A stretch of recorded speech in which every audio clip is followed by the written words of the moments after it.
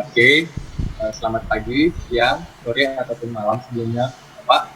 Di sini kami dari kelompok KPI akan mempresentasikan eh, terkait tugas besar mata kuliah Machine Learning dengan judul Prediksi Penyakit Diabetes dengan membandingkan algoritma logistik regression dan decision tree classifier. Nah, untuk kelompoknya sendiri, itu ada saya, Ibu Tuyu Dadananjaya. Saya Alia Syifa Ihsani. Dan saya Irene Gloria Paulina. Oke, slide selanjutnya mungkin langsung bisa Mas dijelaskan oleh teman saya, Iren. Oke. Di sini yang pertama ada logistic regression. Sesuai judul, kami akan memprediksi penyakit diabetes dengan algoritma pembelajaran logistic regression dan decision tree. Nah, yang pertama untuk logistic regression. Logistic regression ini merupakan algoritma pembelajaran. Dia berbasis seperti analisis regresi linear pada umumnya. Cuman dia bagian dari analisis regresi ini berguna untuk menganalisis variabel dependen yang kategori dan variabel independennya bersifat kategori, kontinu, atau gabungan dari keduanya.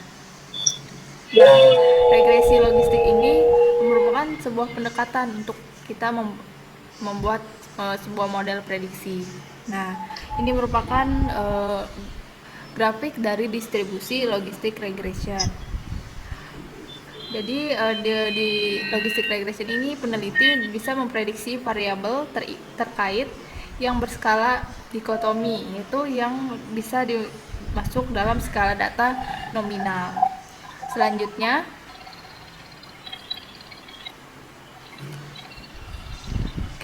selanjutnya di sini ada decision tree.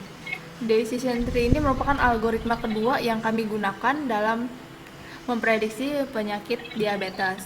Nah, decision tree ini dia dibangun berdasarkan sebuah asumsi bila atribut yang dimiliki itu memberikan informasi yang cukup memadai sehingga kita bisa membangun decision tree ini dalam mengklasifikasikannya pada training data.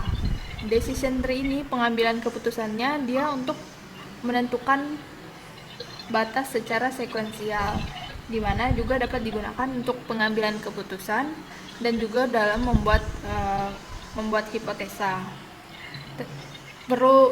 Yang perlu dilakukan yaitu adalah generalisasi, yaitu decision tree yang bisa mengklasifikasikan objek dengan baik dan benar untuk instan yang tidak ada di training data.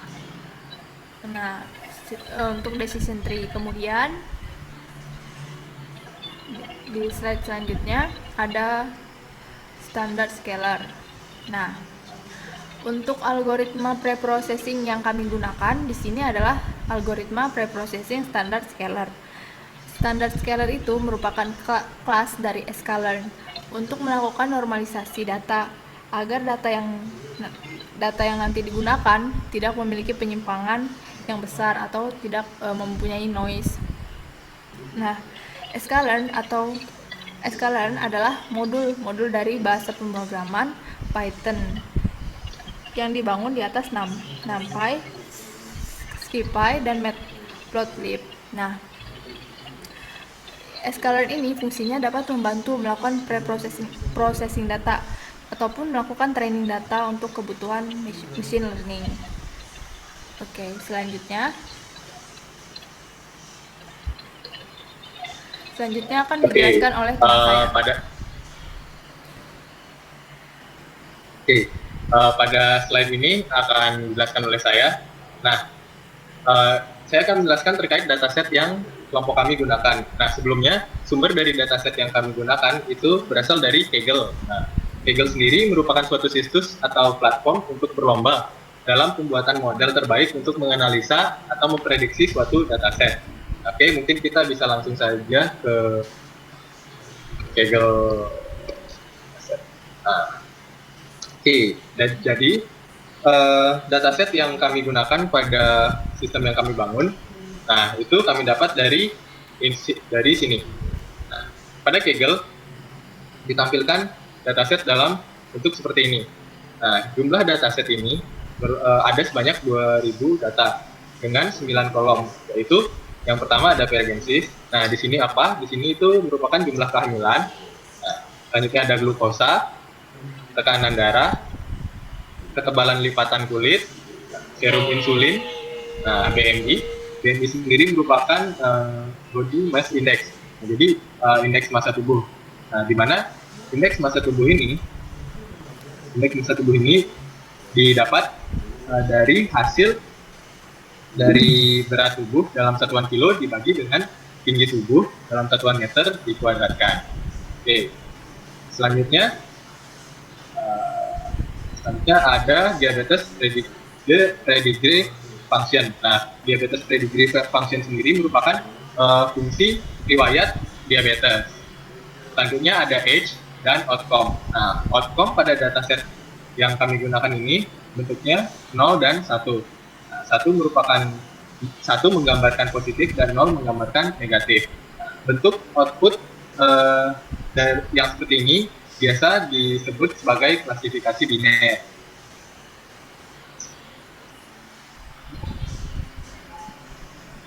Nah, slide selanjutnya akan dijelaskan oleh teman saya, Alia. Nah, untuk selanjutnya itu ada metode perancangan sistem. Yang pertama ada objektif. Nah, tahap pertama yaitu tahap objektif yang bertujuan memahami apa yang akan dilakukan dengan mengidentifikasi masalah dan penetapan tujuan penelitian. Lalu tahap kedua ada collect data dilakukan dengan mengumpulkan data penderita diabetes. Nah, teknik pengumpulan data sendiri kita menggunakan data sekunder karena diperoleh dari Kaggle dataset. Yang ketiga ada prepare data, yaitu proses dengan cara memilih data yang akan digunakan dan menghapus data yang bernilai kosong. Hasil yang diperoleh sekitar 2000 record. Nah, yang keempat ada algoritma selection, merupakan tahap yang memilih algoritma yang akan diimplementasikan untuk kasus prediksi penyakit diabetes ini. Lalu ada training phase. Pada tahap ini data dianalisis, dikelompokkan variabel mana yang berhubungan dengan satu sama lainnya. Lalu ada implementasi dan evaluasi. Tahap ini dilakukan dengan mengevaluasi hasil klarifikasi untuk mengukur tingkat akurasi dalam membuat prediksi penyakit diabetes ini. Slide selanjutnya ada dataset dan atribut. Nah, datasetnya ini dia mempunyai beberapa atribut, yaitu jumlah kehamilan, glukosa, tekanan darah, ketebalan lipatan kulit, indeks massa tubuh, fungsi riwayat diabetes, dan umur.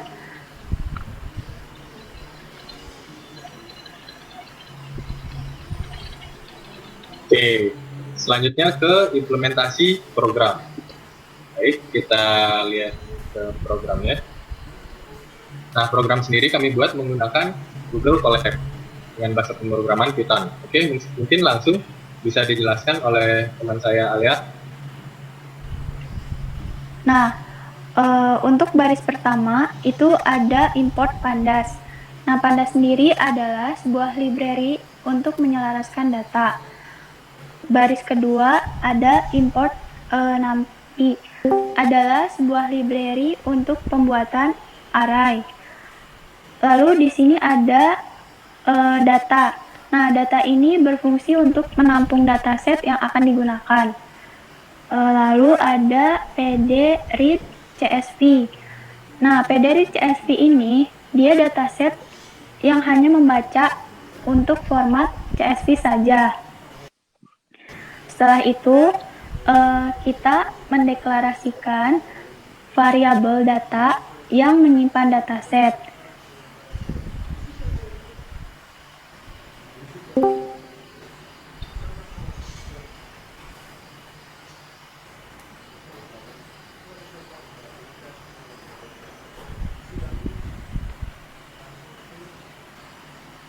Di sini dapat dilihat terdapat 2000 baris dan 9 kolom data. Setelah itu,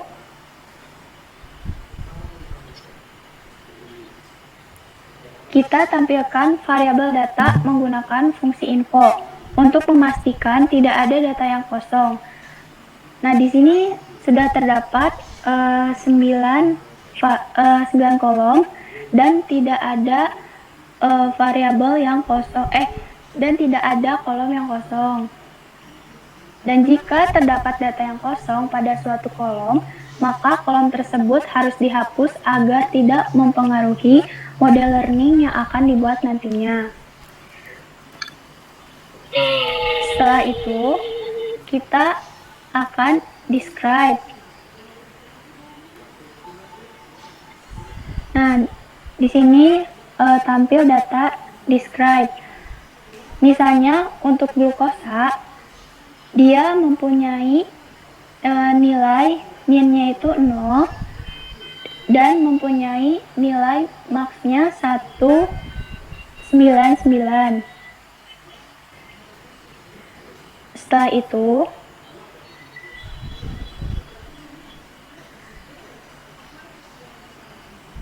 variabel data dengan fungsi core menampilkan korelasi dari atribut satu dan lainnya. Misalnya, kita lihat korelasi antara glukosa dengan tekanan darah menghasilkan korelasi 0,138. Nah, selanjutnya, algoritma preprocessing yang kita gunakan adalah standar scalar. Nah, di sini kita pisahkan data menjadi X dan Y. Nah, untuk X-nya sendiri berisi seluruh kolom tapi tanpa kolom outcome. Dan untuk kolom outcome-nya disimpan di Y. Lalu kita akan menampilkan isi dari variabel X, tetapi hanya bagian atasnya saja, dan pastikan di variabel X ini hanya dari jumlah kehamilan sampai umur. Setelah itu kita cek lagi. Di variabel Y hanya terdapat kolom outcome saja. Nah, sebelum kita masuk ke proses learning data, harus dalam bentuk scalar. Kita deklarasi variabel SC untuk menyimpan fungsi standar scalar. Kita deklarasi X scalar dan menambahkan transform isi dari variabel X dan hasilnya standar X scalar. Nah, selanjutnya akan dijelaskan oleh Iren. Oke. Nah, sebelumnya tadi kita sudah oleh Alia masuk ke proses learning di mana menggunakan standar scalar. Nah, di proses tersebut, jadi fungsi atau dataset yang kita miliki tadi, dia sudah dilakukan transformasi ke dalam menjadi bentuk scalar. Oke. Nah, kemudian kita di sini mengambil train test split untuk model pembelajaran kita. Nah, di sini diimport dari sklearn model action. Nah, sebelum melakukan pemodelan data, di sini data yang kita miliki itu dia dibagi menjadi data yang digunakan untuk training model dan data yang digunakan untuk evaluasi. Nah, data yang digunakan untuk training model di sini kami beri nama variabel untuk X-nya untuk X-train dan data Y-nya adalah Y-train. Di situ dia digunakan untuk melakukan untuk training model atau untuk melatih mesin di dalam mengambil sebuah prediksi atau keputusan. Kemudian untuk data yang digunakan evaluasi, kami menginisialisasikannya dengan X-test dan Y-test. Nah, variabel-variabel tersebut masuk ke dalam fungsi train test split, di mana dengan X scalar, Y test size-nya 0,25 dan random state-nya 42. Untuk baris selanjutnya, oke. Nah, di sini kami menggunakan algoritma pembelajaran decision tree classifier. Nah, untuk algoritma pembelajaran decision tree classifier ini diambil atau diimport dari sklearn tree. Seperti yang sudah dijelaskan di awal tadi.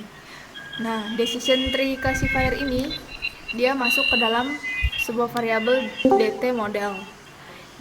Sehingga DT model ini dia menampung decision tree classifier yang telah kita ambil tadi.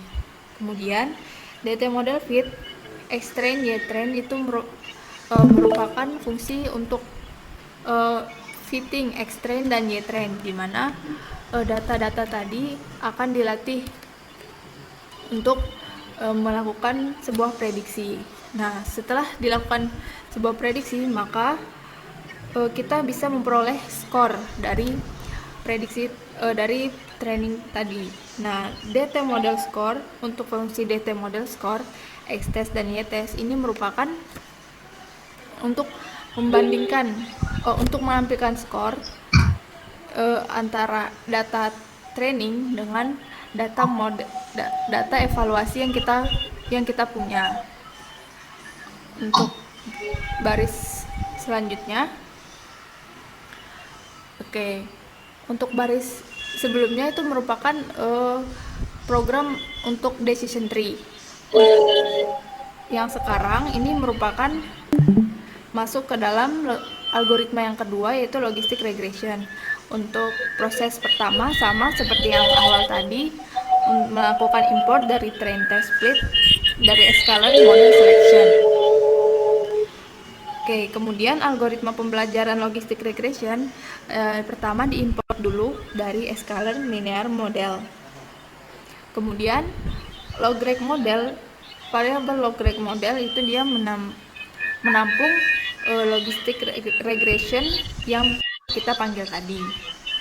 Nah, juga sebelumnya untuk data-data yang kita punya itu telah dibagi menjadi data train atau untuk training sebuah mesin dalam melakukan prediksi dan data untuk evaluasi.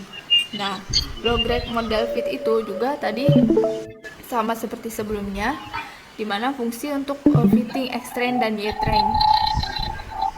Jadi data-data yang tadi telah dilakukan training.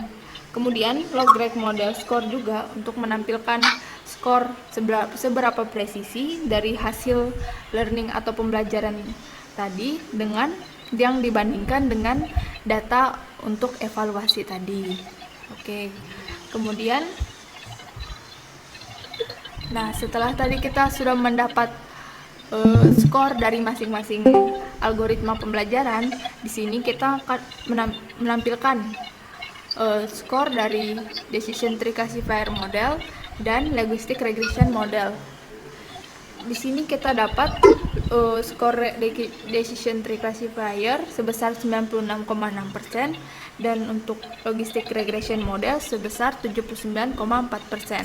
Untuk selanjutnya akan dijelaskan oleh teman saya, Yuda. Oke, baik. Saya akan menyambung penjelasan dari teman saya Iren tadi. Nah, setelah semua proses yang dijelaskan oleh teman saya Alia dan Iren yang terjadi di atas, nah, model sudah siap untuk melakukan prediksi. Nah, sesuai judul, dari algoritma yang telah kita bandingkan, didapat skor yang paling optimal pada kasus ini merupakan algoritma decision tree classifier. Nah,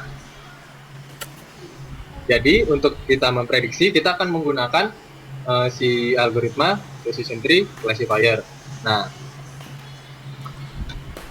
kita buat variabel ypred dt. Nah, ypred dt ini akan menampung hasil dari predik yang akan kita lakukan berdasarkan model dari decision tree classifier yang sudah kita buat tadi. Nah, di sini ada fungsi predict. Jika kita display, akan muncul seperti ini. Ini merupakan data-data yang dihasilkan dari hasil predict dari model decision tree classifier. Oke. Nah, lanjut. Di sini kita juga masih menampilkan hasil predict dari logistic regression. Sama untuk sintaksnya, namun di sini terdapat perbedaan. Nah, jika pada hasil prediksi decision tree classifier menghasilkan nilai 1 pada array ke 1, 2, 3, 4, 5, maaf 6 maksudnya, pada array ke 6 masih menghasilkan output 1, namun pada di logistic regression itu dia menghasilkan 0. Jadi terdapat perbedaan di outputnya. Oke. Nah, di sini adalah proses menampilkan sebentar, saya run dulu.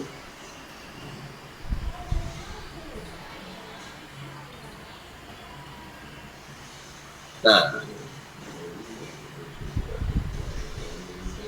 di sini, oh ya sebentar tadi ada yang terlewat. Kita akan cocokkan dengan database yang ada.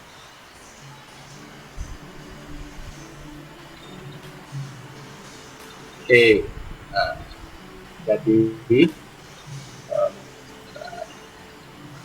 untuk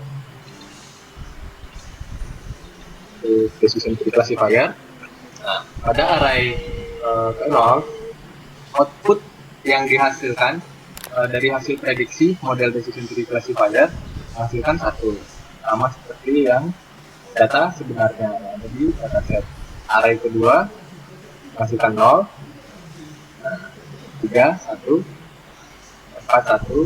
Ini ada mulai muncul hasil yang berbeda.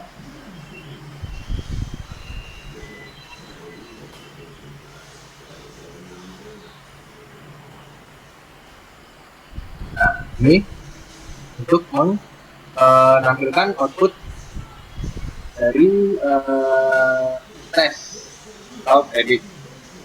Misal kita ingin menunjukkan yang array ke-4.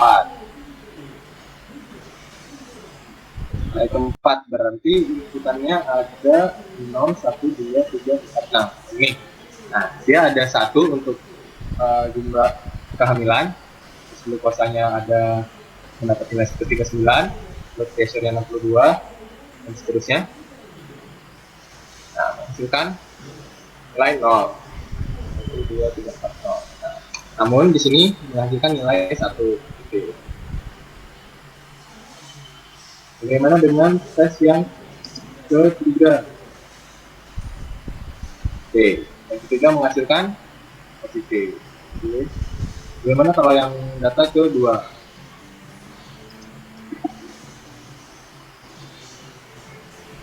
Kita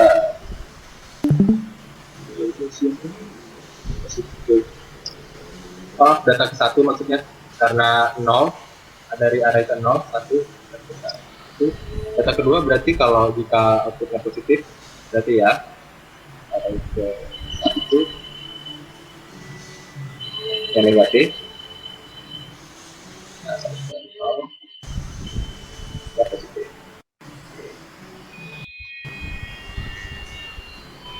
Nah, selanjutnya kita akan membahas mengenai confusion matrix.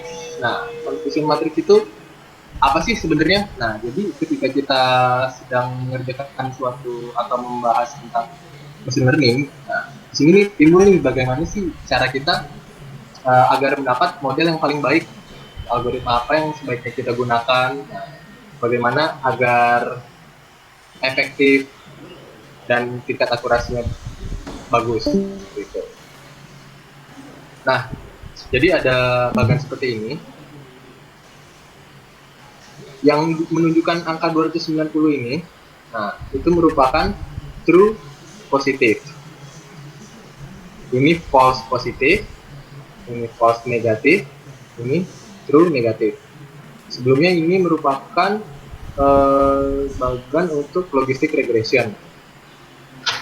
Nah, true positif sendiri itu apa sih? Nah, true positif itu merupakan seberapa banyak sih dari model ini berhasil memprediksi outputan positif dengan benar. Nah, jadi di algoritma logistic regression, model berhasil memprediksi output positif dengan benar atau true positif sebanyak 290 kali dan berhasil melakukan prediksi terhadap true negatif dengan benar sebanyak 107 kali.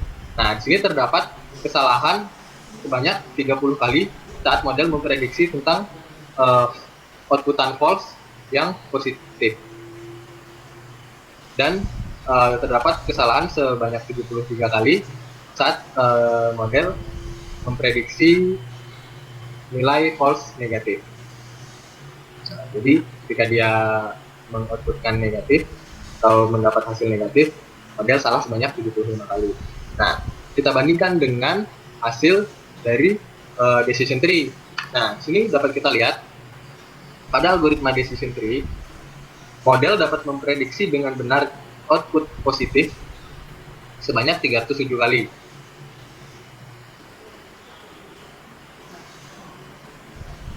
Regression tadi terdapat perbedaan logistic regression lebih sedikit. Nah, dan outputan 0 atau negatif yang berhasil diprediksi dengan benar oleh model yang telah dibuat itu ada sebanyak 178 kali.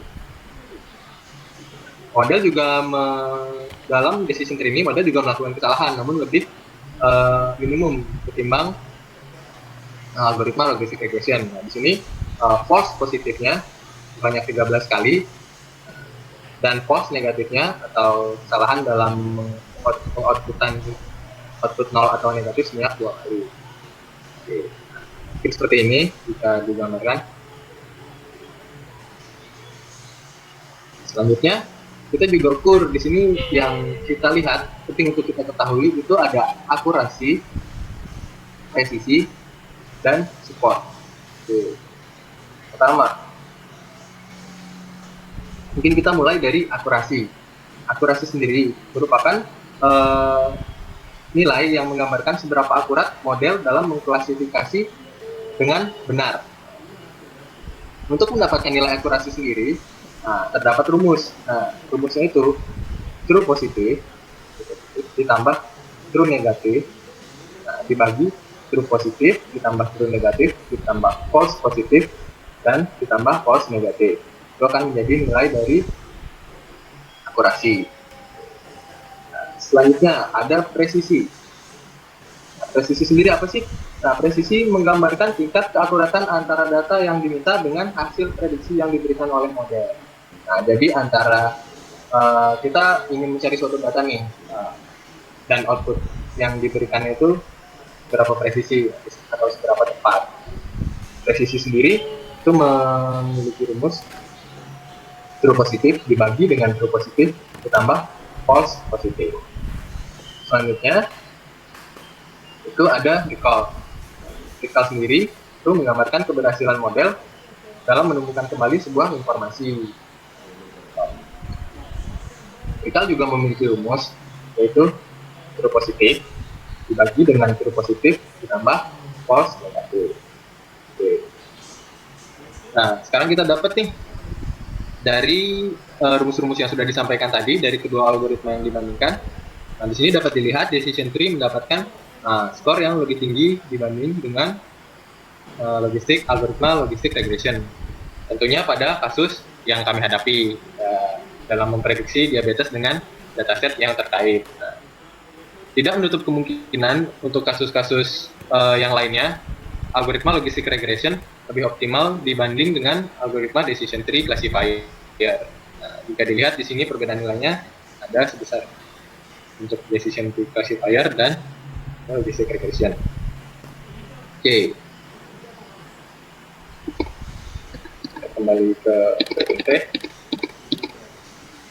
Nah, Jadi kesimpulan yang kelompok kami peroleh, untuk kasus memprediksi diabetes ini dengan dataset yang telah kami sebutkan tadi dengan 9 kolom dan output 0 dan 1, outcome-nya 0 dan 1, algoritma decision tree classifier itu lebih optimal ketika setelah dibandingkan dengan algoritma logistic regression.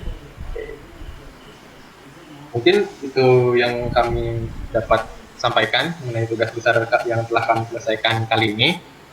Mohon maafnya, kurang lebihnya mohon maaf dari kelompok kami. Saya tutup mewakili teman-teman. Selamat malam.